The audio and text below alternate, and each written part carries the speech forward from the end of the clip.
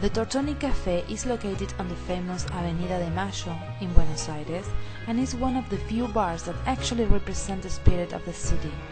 It was created around 1858, and though there are several theories about the origin of its name, their owners support the version that says it was named after the Boulevard des Italiens, Boulevard of the Italians, which was an elite group of the 19th century Parisian culture.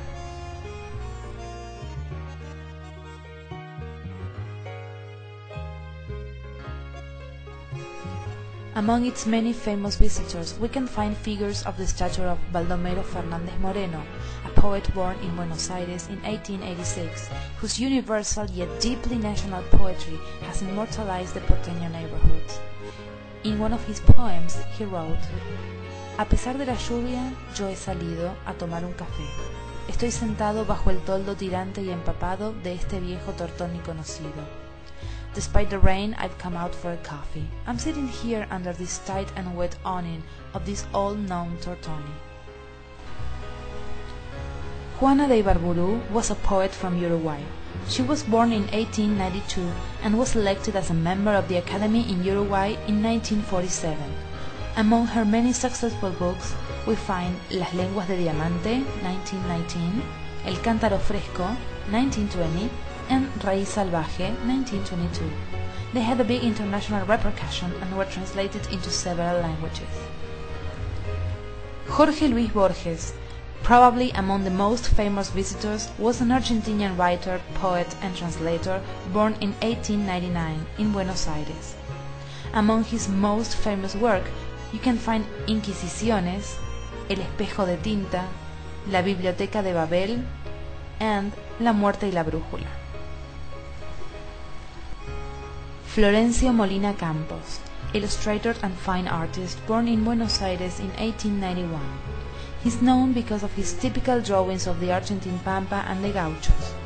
In 1956, he exhibited in the Whitcomb Gallery in Buenos Aires. His last exhibit was a tribute to his death in 1959. Alfonsina Storni, Argentinian poet and writer, whose poems about love also reached, very carefully, issues on women's rights and equality in a time when women were not yet allowed to vote. Her tragic death in Mar del Plata in October 1938 is still a sad memory for those who walk around the Alfonsina beach. And finally, Argentina's pride, Carlos Gardel.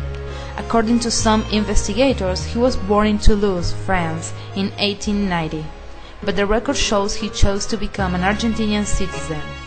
He died in a tragic airplane accident in 1935 in Colombia.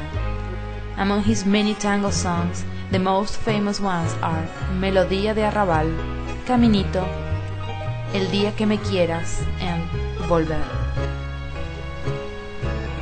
During the beginning of the 20th century, the immigration and the creation of the so-called conventillos, buildings with several rooms where people lived crowded together, sometimes in groups of 20 in one room, changed the personality of the country forever.